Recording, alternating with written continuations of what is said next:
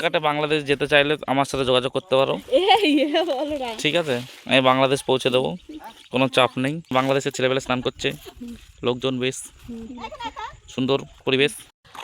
আমরা এখন চললাম কোথায়? নদীতে স্নান করতে।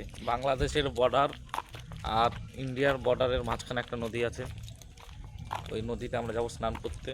যেখানে ওই পারে, নদীর ওই পারে বাংলাদেশের লোক স্নান করে, এই পারে ইন্ডিয়ার লোক স্নান করে, এবং দেখা যায় নদী সরু নদী। তো যদি বাংলাদেশের লোক যদি থাকে তাহলে আপনাদেরকে দেখাবো, আর যদি না থাকে এই যে তাহলে আমরা পিছনে আমাদের সব লোকজন চলে এসছে, আমরা সবাই মিলে যাচ্ছি। আদৌ জানি না ওখানে নামতে দেবে কি নামতে দেবে না, না শুধু নদী দেখে চলে আসবো। এখন আমরা নদীর উদ্দেশ্যে যাচ্ছি, দেখা যাক নদী পর্যন্ত পৌঁছাই, তারপর দেখি কি হয়। এই যে গেট, আমরা চলে এসেছি স্নান করতে। গেট পার হয়ে এবার যাবো ভেতরে। ওই গেট পার হয়ে গেছি, বাংলাদেশ ঢুকে গেছি গাইস। ওই যে গেট, আমরা ঢুকে গেছি বাংলাদেশ। ইন্ডিয়ার বর্ডার পার করে আমরা বাংলাদেশে ঢুকে গেছি।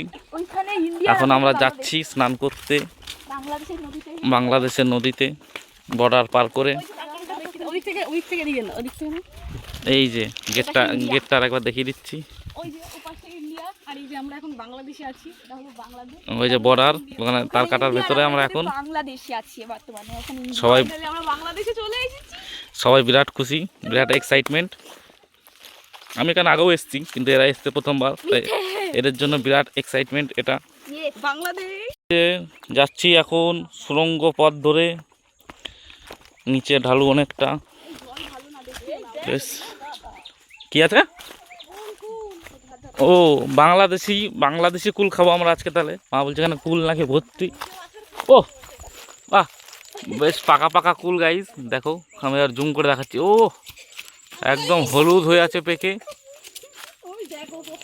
বাংলাদেশি কুল আজকে আমরা খাবো, সাথে পার্সেলও নিয়ে যাবো। কিন্তু তোমরা আবার এটা কেউ পাচার বলো না, এটা পাচার না। ওই যে বাংলাদেশের ভুট্টা বাগান, এই যে এইদিকে দেখো, ওটা কিন্তু বাংলাদেশের ভুট্টা বাগান। হচ্ছে নদী, ওইদিকে ভুট্টা বাগান। ওই দেখো বাংলাদেশি কাকা না চাচা ওইদিকে কি করছে।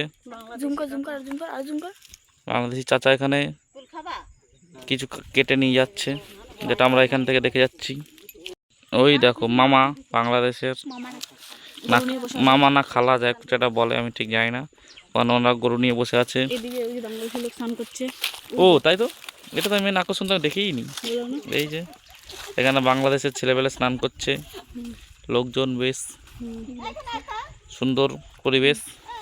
নদীটা দেখো গাইজ, নদীটা কিন্তু খুব একটা বড় না, এই হেঁটে মোটামুটি পার হয়ে চলে যাওয়া যাবে। এই যে বাংলাদেশ ইন্ডিয়া, এই যে বাংলাদেশ, এই যে আমরা ইন্ডিয়া, এই যে বাংলাদেশ। বুঝতে পেরেছো?